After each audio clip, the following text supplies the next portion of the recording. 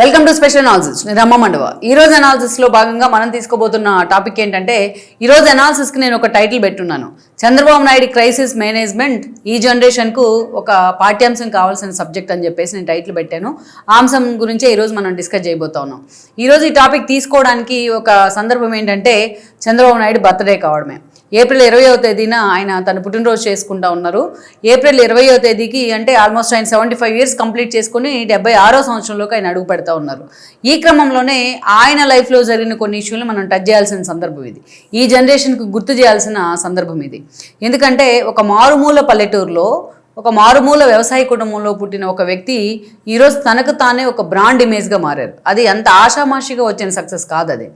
అయితే పర్టికులర్గా మనం చూసి 78లోనే ఆయన పుట్టింది 50లో, ఆయన 78లోనే విద్యార్థి నాయకుడిగా అటు యూనివర్సిటీలో సైతం తను BA దగ్గర నుంచి ఆయన ఎకనామిక్స్లో MA చేసేంత వరకు కూడా పూర్తి స్థాయిలో ఆయన ఒక విద్యార్థి నాయకుడిగా అక్కడ తనను తాను ఎవల్యూట్ చేసుకుని తీరు డిఫరెంట్.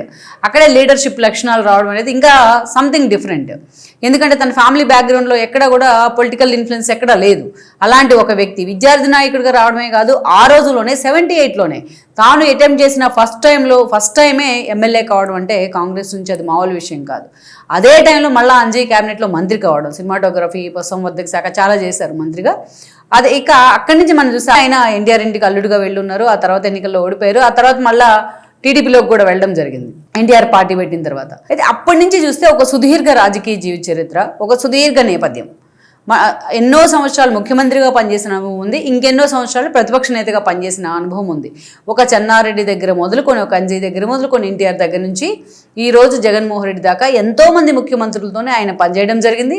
వాళ్ళ పదవీ కాలంలో ఆయన ప్రతిపక్ష నేతగా ఉన్నారు, ముఖ్యమంత్రిగా పనిచేశారు. ఎంతోమంది రాజకీయ ప్రతినిధులను ఆయన ఫేస్ చేస్తూ వచ్చారు.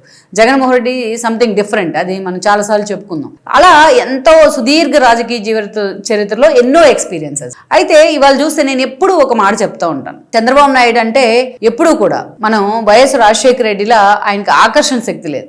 అదేవిధంగా చూస్తే మనం చెప్పుకుంటూ ఉంటాం, ఎన్టీఆర్లా ఆయనకు అందం లేదు.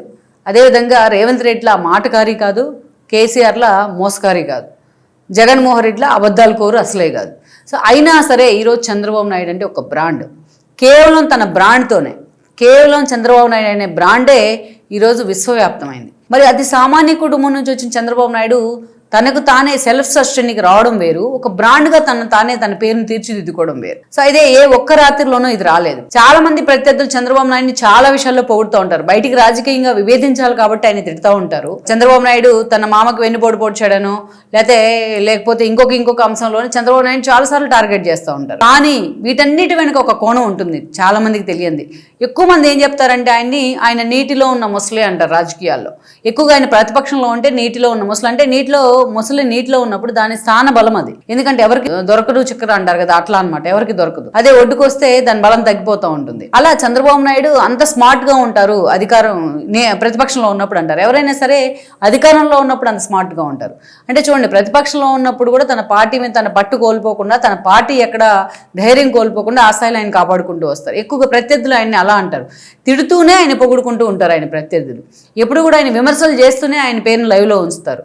ఎప్పుడు కూడా ఆయన టార్గెట్ చేస్తూనే చంద్రబాబు నాయుడు నామస్మరణ చేస్తూ ఉంటారు. సో ఆయనలో డిఫరెంట్ షేడ్స్, ఒక ముఖ్యమంత్రిగా కావచ్చు, ఎన్నో సిచ్యువేషన్స్ ఆయన ఫేస్ చేసి ఉండొచ్చు. ఒక ప్రతిపక్ష నేతగా ఎన్నో సిచ్యువేషన్స్ ఆయన చూసి ఉండొచ్చు. ఎప్పుడు చూడని సంఘటనలు కూడా చూసి ఉండొచ్చు ఇంత రాజకీయ జీవితంలో. కానీ వీటన్నిటికంటే చంద్రబాబు నాయుడు ఆయన సుదీర్ఘంగా పొగిడిన వాళ్ళు కూడా ఉన్నారు. ఎందుకంటే మనం చూస్తే సుభాష్ చంద్ర గార్గ్, చంద్రబాబు నాయుడు తన రాష్ట్రం కోసం ఎంత తపన పడుతూ ఉంటారు, వరల్డ్ బ్యాంక్ నుంచి నిధులు తెప్పించుకోవడానికి ఎంత దూరమైనా వెళ్తారు, నాకు ఆశ్చర్యం వేసేది ఆయన చూస్తే అని చెప్పి నో మినిస్టర్ అనే తన బుక్లోనే ఆయన మెన్షన్ చేయడం జరిగింది. అదేవిధంగా మార్క్ టులీ బీబీసీకి సీనియర్ జర్నలిస్ట్గా పనిచేశారు. ఆయన హైటెక్ సిటీ కట్టే అప్పటి దగ్గర నుంచి సైబరాబాద్ నిర్మాణంలో చంద్రబాబు నాయుడుతో కలిసి కొంత తిరగడం జరిగింది. ఆయన అబ్జర్వ్ చేస్తూ ఆయన రాసిన బుక్లో కూడా చాలా చంద్రబాబు నాయుడు గురించి ఆయన మెన్షన్ చేశారు. ఇటీవల ఆయన మరణించారు. సో అలా చంద్రబాబు నాయుడు తన రాష్ట్రం కోసం పడే తపన చాలా మందిని ఆశ్చర్యపరుస్తూ ఉంటుంది. ఏది ఏమైనా సరే రాష్ట్రం కోసం ఎలాగైనా సరే రాష్ట్రాన్ని నెంబర్ 1గా పెట్టాలి అని ఆయన ఉమ్మడి రాష్ట్రంలో ముఖ్యమంత్రిగా ఉన్నా, ఈవెన్ ఇప్పుడు ఏపీకి ముఖ్యమంత్రిగా ఉన్నా.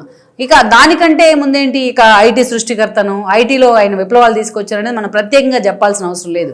ఆయన అరెస్ట్ అయ్యి జైల్లో ఉన్నప్పుడు ప్రపంచమే ఆయన గురించి మాట్లాడింది. ముందుగా రోడ్డు మీదకి వచ్చింది ఆ రోజు ఐటీ ఎంప్లాయీసే. చంద్రబాబు నాయుడు కోసం. ఆ తర్వాతే మొత్తం టీడీపీ క్యాడర్లో కానీ టీడీపీలో కానీ కదలికి వచ్చింది. అలా డిఫరెంట్ ఒక లైఫ్లో అప్ అండ్ డౌన్స్ అలాంటివి ఎన్నో చూసుంటారు ఆయన. అయితే ఇవన్నీ చంద్రబాబు నాయుడు గురించి చాలా మందికి తెలిసినవే. మినిట్ టు మినిట్ ఆయన లైఫ్లో ఏం జరిగింది అనేది కూడా ఆయన ఫాలో అయ్యే వాళ్ళకు, నిశ్చితంగా ఆయన అబ్జర్వ్ చేసే వాళ్ళకు, ఆయన మీద పిహెచ్డీలు చేసే వాళ్ళకు చాలా మందికి తెలిసి ఉంటుంది. కానీ వీటన్నిటికంటే చంద్రబాబు నాయుడు ఒక డిఫరెంట్ క్వాలిటీ ఉంది. అదేంటంటే నిజంగా ఈ జనరేషన్ పూర్తి స్థాయిలో ఫాలో అవ్వాల్సిన క్వాలిటీ అది. ఈ జనరేషన్ పూర్తి స్థాయిలో ఆవాహన చేసుకోవాల్సిన క్వాలిటీ అది ఆయనలో. అదేంటో తెలుసా? Crisis management. మనం కష్టంలో ఉన్నప్పుడు, మనం ఒక సమస్యలో ఉన్నప్పుడు దాన్ని అంత అధిగమించడం ఎలాగా అని చెప్పేసి చంద్రబాబు నాయుడు ఫేస్ చేసిన సిచ్యువేషన్లు, ఆయన చూసిన ఎక్స్పీరియన్స్, ఆయన ఓవర్కమ్ అయిన ఇష్యూస్ ఎవరు కూడా ఫేస్ చేసి ఉండరు. ఎందుకంటే క్రైసిస్ మేనేజ్మెంట్ అనేది నిజంగా అది కత్తి మీద సాము లాంటిది. మనకు ఒక సమస్య వచ్చింది అనుకోండి, మనం ఏం చేస్తాం, మెజారిటీ ఏం చేస్తూ ఉంటారు, కంగారు పడిపోతూ ఉంటారు. ఫస్ట్ ఆ కంగారులోంచే టెన్షన్ వచ్చేస్తుంది, ఆ టెన్షన్లోంచి ఆరోగ్య సమస్యలు వస్తాయి, వాటిలోంచే చాలామంది సూసైడల్ టెండెన్సీ కూడా వస్తూ ఉంటాయి, డిప్రెషన్ లైక్ దట్, ఇవన్నీ కూడా సైకలాజికల్ ఇష్యూగా మారుతుంది అది. కానీ అలాంటి క్రైసిస్ తనకు ఎదురైనప్పుడు, మన ఇంట్లో చిన్న క్రైసిస్ వస్తేనే మనం తట్టుకోలేం, అలాంటి క్రైసిస్ తనకు ఎదురైనప్పుడు, తన ద్వారా పార్టీకి ఎదురైనప్పుడు, అదేవిధంగా రాష్ట్రానికి ఎదురైనప్పుడు చంద్రబాబు నాయుడు ఎంత స్మార్ట్గా పనిచేశారు, ఎంత సమర్థవంతంగా ఆ ఇష్యూని డీల్ చేశారు అనేది మాత్రం ఎవరు కూడా ఆయన్ని నిజంగా ఈ విషయంలో బీట్ చేయలేరు. ఎన్నో క్రైసిస్లు చూసుంటారు ఆయన, కానీ ఆ క్రైసిస్లన్నింటినీ కూడా అంత సమర్థవంతంగా ఎదుర్కోవడం అనేది నిజంగానే పాఠ్యాంశం ఈ రోజు స్టూడెంట్స్కి. అలాంటి విషయాల మీద స్టూడెంట్స్, ఈ జనరేషన్ స్టూడెంట్స్కి కావాల్సింది అది. ఎందుకంటే ఇదంతా జంజీ ఎవల్యూషన్, ఇది ఇప్పుడు జరుగుతుందంటే ఆ జనరేషన్. అందుకే అలాంటి జనరేషన్కి పేషెన్స్ చాలా తక్కువ ఉంటుంది, ఓర్పు చాలా తక్కువ ఉంటుంది. సో చాలా ఫాస్ట్గా అన్నీ అయిపోవాల్సి ఉంటుంది. అందుకే ఈ రోజు మనం చూస్తే నిమిషానికి ఒక సూసైడ్స్ జరుగుతూ ఉన్నాయి, ఎక్కడ పడితే అక్కడ. చిన్న ఇష్యూలు కూడా చిన్న కారణాలతోనే సూసైడ్ చేసుకోవడం. అలాంటి వాళ్ళకి ఇప్పుడు కావాల్సింది ఇలాంటి క్రైసిస్ మేనేజ్మెంట్ పాఠాలే. మనం ఇప్పుడు మళ్ళీ ఏమవుతుంది, మనం పురాణాల మీద, జానపదాల మీద, వీటన్నిటి మీద ఫోకస్ పెడతా ఉన్నారు, మన అమ్మమ్మల కాలం నాటి కథల మీద. ఎందుకంటే ఎంతో స్ఫూర్తి నింపుతూ ఉంటాయి కాబట్టి అలాంటి వాళ్ళందరికీ కూడా చంద్రబాబు నాయుడు క్రైసిస్ మేనేజ్మెంట్ ని పలానా ఇష్యూలో పలానా ముందు పెట్టి ఫేస్ చేశారు అని మనం చెప్తే అది నిజంగా పాఠ్యాంశమే. మిగిలిన ఆయన మీద విమర్శలు ఉండొచ్చు, ఆయన పాలన కొందరికి నచ్చొచ్చు, ఆయన అంటే కొందరికి పడకపోవచ్చు, ఇవన్నీ కామనే ఎవరికైనా సరే. కానీ క్రైసిస్ మేనేజ్మెంట్ అనేది మాత్రం ఒక అద్భుతం, ఆయన చేసిన ప్రయోగం అనాలి. ఎన్నో ఎక్స్పెరిమెంట్ చేశాడు ఆయన క్రైసిస్ మేనేజ్మెంట్ మీద. ఎక్కడైనా సరే చంద్రబాబు నాయుడు ఎప్పుడు చెప్తా ఉంటారు, ఎక్కడైనా ఐబీఎంలో కానీ ఎక్కడైనా స్పీచ్ ఇచ్చినప్పుడు మీరు ఫాలో అవుతూ ఉంటే, ఎప్పుడైనా సరే మనకు ఒక ఇబ్బంది వచ్చినప్పుడు, ఒక సమస్య వచ్చినప్పుడు, మనం క్రైసిస్లో ఉన్నప్పుడు దాన్ని ఎలా ఓవర్కమ్ చేయాలి అంటే దాన్ని ఒక అవకాశంగా మార్చుకోవాలి అని చెప్తాడు ఆయన. ఆ అవకాశాలనే మనకు మెట్లుగా మలుచుకోవాలి. ఎప్పుడు సమస్య వచ్చినా దాన్ని ఎలా ఫేస్ చేయాలనేదే మీ బ్రెయిన్లో రూపుదిద్దకుండా ఉండాలి అని చెప్తూ ఉంటాడు ఆయన. చాలా నిజంగా ఒక మేనేజ్మెంట్ పాఠం అది, క్రైసిస్ మేనేజ్మెంట్ అనేది. అయితే ఇక్కడ మనం చూస్తే కొన్ని ఎగ్జాంపుల్స్, ఒక 3-4 ఎగ్జాంపుల్స్ చెప్పుకుందాం. చంద్రబాబు నాయుడు ఆ రోజు, ఇదే చంద్రబాబు నాయుడు కాంగ్రెస్లో ఉన్నప్పుడు, ఎన్టీఆర్ పార్టీ పెడదాం అనుకున్నప్పుడు 82లో, ఆ రోజు చంద్రబాబు నాయుడు ఏమన్నారు, అవసరమైతే తన మామ మీదే పోటీ చేస్తా అన్నారు. ఆ తర్వాత రోజుల్లో కాంగ్రెస్ ఓడిపోయిన తర్వాత అదే టీడీపీలోకి వెళ్ళడం జరిగింది ఆయన కూతురును చేసుకొని. అయితే ఆ రోజు ఎన్టీఆర్ ఎప్పుడైతే ముఖ్యమంత్రి అయ్యారో, ముఖ్యమంత్రి అయిన కొద్ది రోజులకే ఆయన హార్ట్ సర్జరీ కోసం అమెరికా వెళ్తే, ఆ రోజు రామ్లాల్ని అడ్డం పెట్టుకుని ఇందిరాగాంధీ కానీ కాంగ్రెస్ కానీ ఆడిన ఒక గేమ్, నాదెండ్ల భాస్కర్ రూపంలో ఆడిన గేమ్ ఏదైతే ఉందో, అది నాదెండ్ల భాస్కర్ని ముఖ్యమంత్రి స్థానంలో కూర్చోబెట్టింది. అది ఏ పార్టీకి ఊహించిన క్రైసిస్. పార్టీ పెట్టిన 9 నెలల్లోనే ఎన్టీఆర్ అధికారంలోకి రావడం ఒక ఇదైతే, అది ఆ వితిన్ 1 ఇయర్లోనే ఆ అధికారాన్ని కోల్పోవడం అనేది మామూలు క్రైసిస్ కాదు. ఆ రోజు ఎన్టీఆర్ తిరిగి వచ్చేటప్పటికే అధికారంలో ముఖ్యమంత్రి స్థానంలో నాదెండ్ల భాస్కర్ రావు ఉన్నారు. అలాంటి క్రైసిస్లో పూర్తి స్థాయిలో దాన్ని ఫేస్ చేసి, ఎక్కడికక్కడ ఎమ్మెల్యేలని హైడ్ చేసి, ఎక్కడికక్కడ ఎమ్మెల్యేలని మొత్తం మానిటరింగ్ చేస్తూ, ఆ క్రైసిస్ నుంచి ప్రజల మొత్తాన్ని ఆ క్రైసిస్ మీద ఫోకస్ పెట్టేలాగా చేసింది. ఆ ఇష్యూ మీద ఫోకస్ పెట్టి మళ్ళా ఎన్టీఆర్ని ముఖ్యమంత్రి స్థానంలో కూర్చోబెట్టింది చంద్రబాబు నాయుడు అనేది ఎంతమందికి తెలుసు? దగ్గుబాటి వెంకటేశ్వర దగ్గర నుంచి హరికృష్ణ దాకా చాలామంది దీనిలో ఇనిషియేషన్ తీసుకొని ఉండొచ్చు. కానీ ఆ స్థాయిలో చంద్రబాబు నాయుడు ఆ క్రైసిస్ నుంచే తనను తాను పూర్తి స్థాయి పొలిటీషియన్గా ఎస్టాబ్లిష్ చేసుకున్నారు. అప్పటి నుంచే చంద్రబాబు నాయుడు మీద అంత నమ్మకం పెరిగింది. సరే, మళ్ళీ అధికారంలో కూర్చున్న తర్వాత కొద్ది రోజులకే మళ్ళీ ఆయన అసెంబ్లీని రద్దు చేసి ఎన్నికలకు వెళ్ళారు ఎన్టీఆర్. ఆ ఎన్నికల్లో మరోసారి గెలిచిన తర్వాత అలా పూర్తి స్థాయిలో ఆయన మంత్రిగా కూడా పనిచేయడం జరిగినప్పుడు ఎమర్జీ అవుతూ వచ్చారు పార్టీలో కూడా. పర్టికులర్గా ఆ తర్వాత ఎలక్షన్లో ఎన్టీఆర్ ఓడిపోయారు. ఓడిపోయిన తర్వాత ఆయన కాంగ్రెస్ అవమానిస్తుంటే నేను అసెంబ్లీకి రాను అని ఆయన అసెంబ్లీ నుంచి బయటకు వెళ్ళిపోతే శపథం చేసి మళ్ళీ ముఖ్యమంత్రి అయినాకే వస్తానని చెప్తే, చంద్రబాబు నాయుడు ఆ రోజు మొత్తం ఎల్పీ లీడర్ హోదాలో మానిటరింగ్ చేసి పార్టీ మొత్తం కూడా ఎలా ఉండాలి, ఎంత డిసిప్లైన్గా ఉండాలి, క్రైసిస్ వచ్చినప్పుడు ఎలా ఉండాలి అనేది నిజంగానే అప్పటి నుంచి ఆయన పాఠాలు చెప్పడం స్టార్ట్ చేశారు. ఆ పార్టీ నేతలకు ఒక డిసిప్లైన్డ్గా పార్టీని నడిపిస్తూ వచ్చారు. ఇది ఒక క్రైసిస్ కదా. రామ్లాల్ని అడ్డం పెట్టుకొని ఆ రోజున ఇందిరాగాంధీ కానీ కాంగ్రెస్ కానీ చేసిన విషయం కానీ నాదెండ్ల భాస్కర్ ఎపిసోడ్ కానీ ఒక క్రైసిస్ మేనేజ్మెంటే. ఎవరికైనా ఏ పార్టీకైనా దాన్ని చాలా రకాలుగా మనం అన్వయించుకోవచ్చు. ఆ తర్వాత వచ్చి ఎప్పుడు క్రైసిస్లు ఎదుర్కొంటానే ఉంది టీడీపీ. అందుకే ఆ పార్టీ అంత బలోపేతం అవడానికి కారణం ఈ క్రైసిస్లను ఓవర్కమ్ చేయడమే. చంద్రబాబు నాయుడు పార్టీలోకి వచ్చిన దగ్గర నుంచి ఎన్నో క్రైసిస్లు వచ్చాయి. ఆ క్రైసిస్ మొత్తాన్ని సమర్థవంతంగా డీల్ చేసిన వ్యక్తి చంద్రబాబు నాయుడు. అక్కడి నుంచి మనం చూస్తే ఇంకో అతిపెద్ద క్రైసిస్ ఏంటి, రామ్లాల్ ఎపిసోడ్ కన్నా పెద్ద క్రైసిస్ ఏంటంటే లక్ష్మీపార్వతి. లక్ష్మీపార్వతి రూపంలో ఎన్టీఆర్ ఆమెను తీసుకొచ్చిన తర్వాత మరోసారి గెలిచినప్పుడు అప్పుడే లక్ష్మీపార్వతిని పూర్తి స్థాయిలో పార్టీని ఆమె గ్రాప్ చేసే ప్రయత్నం చేయడం, అక్కడి నుంచి పార్టీ మొత్తం ఎన్టీఆర్ మీద వ్యతిరేకత రావడం, పార్టీలో చంద్రబాబు నాయుడు ఆ రోజున ఎల్పీ లీడర్గా ఎన్నుకోబడి ముఖ్యమంత్రి కావడం, స్వయంగా తనకు పిల్లనిచ్చిన మామయ్య తనను తిట్టిన అంతే సహనంతో ఆయన ఓర్చుకుని ఉన్నారు. ఆ రోజున అంతే సహనంతో పార్టీ నిలబెట్టి ఇప్పుడు చాలా మంది చెప్తా ఉంటారు. రోజు తీగల కృష్ణారెడ్డి ఇంటర్వ్యూ ఉంటుంది, మీరు చూడండి యూట్యూబ్లో. మేమందరం ఎంతసేపు బద్దలాడినా చంద్రబాబు నాయుడు ముఖ్యమంత్రి పదవి తీసుకోవడానికి వినలేదు, ఎల్పీ లీడర్గా ఉండమంటే వినలేదు. ఆ రోజు ఎన్టీఆర్ని కలవడానికి వెళ్తే కూడా ఆయన మొహం మీద తలుపులేశారు. అయినా సరే చంద్రబాబు నాయుడు ఎంత కన్విన్స్ చేస్తే తప్ప చంద్రబాబు నాయుడు ఆ రోజు ఆ పదవి తీసుకోలేదని చెప్పారు. మరి చంద్రబాబు నాయుడు గురించి వెన్నుపోటు పొడిచే వాళ్ళంతా ఈ ఇంటర్వ్యూలు చూడాలి. సరే, చంద్రబాబు నాయుడు చేతిలోకి ముఖ్యమంత్రి పదవి వచ్చింది.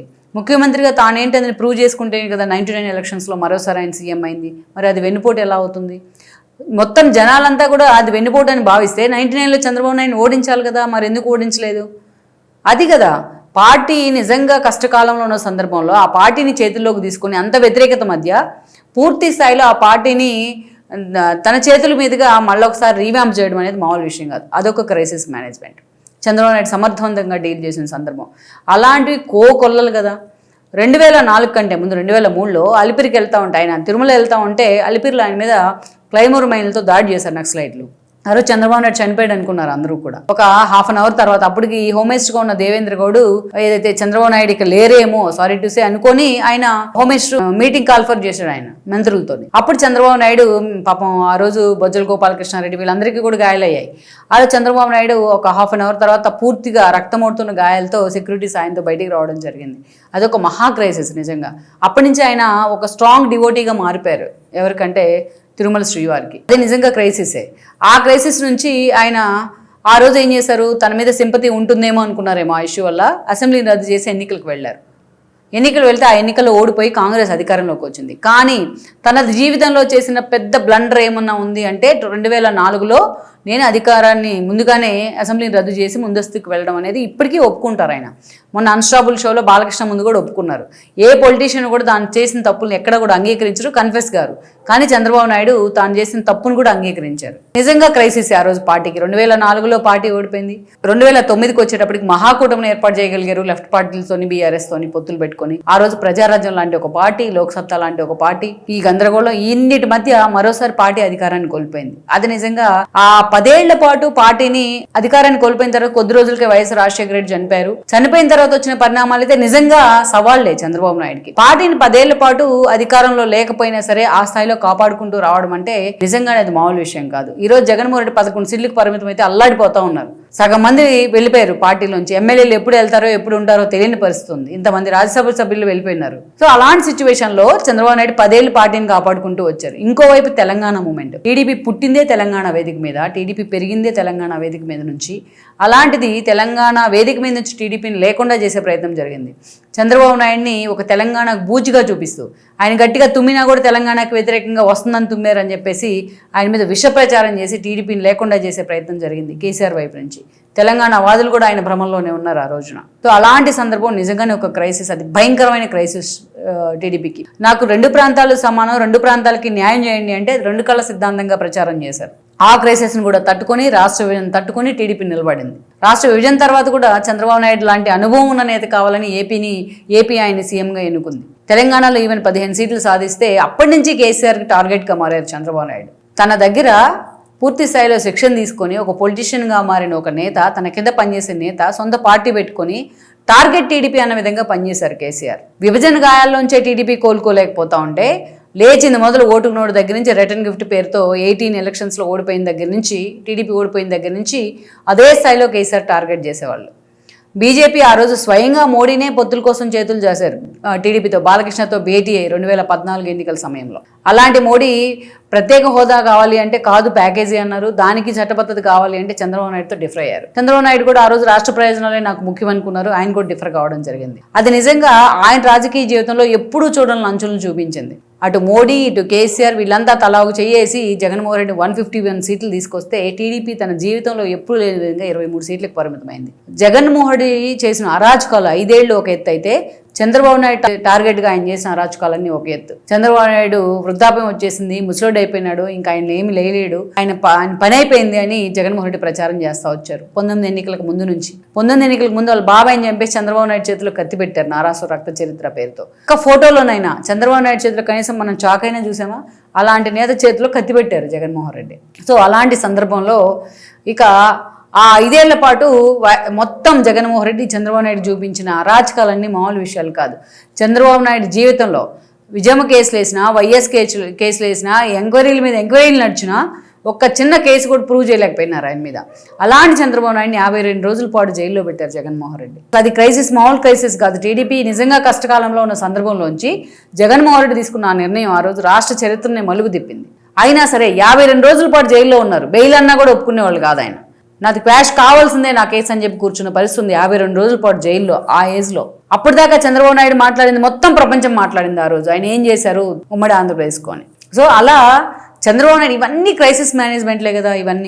ఇన్ని క్రైసిస్ మేనేజ్మెంట్లను దాటుకుంటూ వీటన్నిటికంటే అతి ఎక్కువైన ప్రమాదం ఏంటంటే జగన్మోహన్ రెడ్డి రూపంలో ఆయనకు వచ్చింది. ఆ రోజు పార్టీ ఉనికి ఉంటుందా లేదా అన్న పరిస్థితి 23 సీట్లకు వెళ్ళినప్పుడు. అలాంటి స్థితి నుండి ఈరోజు మళ్ళా అది ఏ బీజేపీ అయితే తనను అవమానించిందో అలాంటి బీజేపీ ఈరోజు ఆయనకి రెడ్ కార్పెట్ వేస్తోంది. ఏ మోడీ అయితే తనను అవమానించారో, తన కొడుకుని తనను కలిసి అవమానించారు, ఈరోజు అదే కొడుకు అయిన లోకేష్కి రెడ్ కార్పెట్ పడతా ఉంది. ఈరోజు ఏ బీజేపీ అయితే తనను అనేక రకాలుగా హ్యూమిలేట్ చేసే ప్రయత్నం చేసిందో అదే బీజేపీ దగ్గర తీసుకొని చంద్రబాబు నాయుడిని హత్తుకుంటా ఉంది. సో ఇవన్నీ ఇప్పటిదాకా నేను చెప్పినవన్నీ major things TDP Chandrababu Naidu face చేసిన సిచ్యువేషన్స్లో ఇవన్నీ క్రైసిస్ మేనేజ్మెంట్లే. లోకేష్ ఓడిపోతే పార్టీ ఓటమి అంతా ఒక ఎత్తు, లోకేష్ ఓటమి ఒక ఎత్తు అన్నట్టుగా వైసీపీ ప్రచారం చేసింది. అప్పుడు నిజంగానే చంద్రబాబు నాయుడు నిజంగా అప్పుడున్న సిచ్యువేషన్లో ఆయనకు అదొక టైప్ ఆఫ్ ఇబ్బంది. అలాంటి దాని నుంచి ఓవర్కమ్ చేయగల లోకేష్ తనని ఇన్స్పిరేషన్గా తీసుకొని చేసిన పాదయాత్ర ఆ పార్టీ భవిష్యత్తును కూడా మలుపు తిప్పింది. సో ఇవన్నీ చంద్రబాబు నాయుడు చూడండి ఎంత క్రైసిస్ మేనేజ్మెంట్లు అంటే. ఇవి కాకుండా పార్టీ కీలక సందర్భాల్లో చూడండి, పార్టీ అధికారాన్ని కోల్పోయిన ప్రతిసారి ఒకసారి పరిటాల రవి లాంటి ఒక నేత చనిపోయారు, కోడేరు శివప్రసాద్ లాంటి ఒక నేత చనిపోతారు. సో ఇలాంటి నేతలు ఎప్పుడు కూడా పార్టీ కోల్పోతానే వచ్చింది. ఇలాంటి నేతలు ఒక స్ట్రాంగ్ బేస్ అనుకున్న నేతలంతా కూడా పార్టీ నుంచి కోల్పోతానే ఉన్నారు చాలాసార్లు. అయినా అలాగే నిలబడ్డారు చంద్రబాబు నాయుడు రాక్ సాలిడ్గా. పార్టీకి ఎంత క్రైసిస్ వచ్చినా చాలా మంది చెప్తా ఉంటారు చంద్రబాబు నాయుడు మిషన్లనే నమ్ముకున్నారు, రోబోలను నమ్ముతారు, ఆయన మనుషులను నమ్మరు, ఆయనకి ఎమోషన్స్ లేవు అంటూ ఉంటారు. మీకు గుర్తుందా చంద్రబాబు నాయుడు ఎర్రంనాయుడు చనిపోయినప్పుడు ఆయన పాడి మోసి కన్నీళ్ళు పెట్టుకున్నారు. కోడ్లా చనిపోయినప్పుడు అంతే జరిగింది. చంద్రయ్య చనిపోతే, అది సామాన్య కార్యకర్త అయిన చంద్రయ్య చనిపోతే ఆయన పాడి మోసి ఎమోషనల్ అయ్యారు చంద్రబాబు నాయుడు. ఎవరైనా ముఖ్యమంత్రులు వచ్చి ఒక్క రేవంత్ రెడ్డి తప్ప, అది కూడా చంద్రబాబు నాయుడు స్ఫూర్తితో అందశ్రీ పాడి మోసారు ఆయన. ఎవరైనా అలాగ చేయగలిగారా? జగన్మోహన్ రెడ్డి ఎప్పుడైనా చేశారా అలాగా? సో ఆయనకి ఎమోషన్స్ లేవని చెప్తారు. ఎమోషన్స్ లేకపోతే ఇవన్నీ అలాగే చేశారు చంద్రబాబు నాయుడు. ఆయనకి ఎమోషన్స్ లేకపోతే ప్రపంచం మొత్తం ఆయన కోసం కదిలి ఎలా వచ్చింది మొన్న ఆయన అరెస్ట్ అయినప్పుడు. ఆయనకి ఎమోషన్స్ లేకపోతే తన భార్యని ఒక మాట, తన క్యారెక్టర్ అసోసియేషన్ చేస్తా ఒక మాట అంటే అసెంబ్లీ వేదికగా అరగంట సేపు ఆపకుండా ఎలా గుక్కబట్టి ఏడ్చారు ఆయన? అంత ఎమోషనల్ అయ్యి కన్నీళ్ళు ఎలా పెట్టుకున్నారు ఆయన ఎమోషన్స్ లేకపోతే? ఎన్నోసార్లు అందరూ ఎమోషన్స్ బయటికి చూపించాల్సిన అవసరం లేదు. ఎమోషన్స్ మనసులో దాచుకునే వాళ్ళు చాలా మంది ఉంటారు. సో అలాంటి కోకొల్లలు అలాంటి ఎమోషన్స్ను, అలాంటి కన్నీళ్లను, అలాంటి కష్టాలను, అలాంటి క్రైసిస్ను దాటుకుంటూ వచ్చాడు కాబట్టే ఇవాళ చంద్రబాబు నాయుడు అంటే ఒక బ్రాండ్. ఎస్, ఆ బ్రాండ్ చూసే ఈరోజు అమరావతి నిలబడింది. ఈరోజు అమరావతికి చట్టబద్ధత వచ్చింది.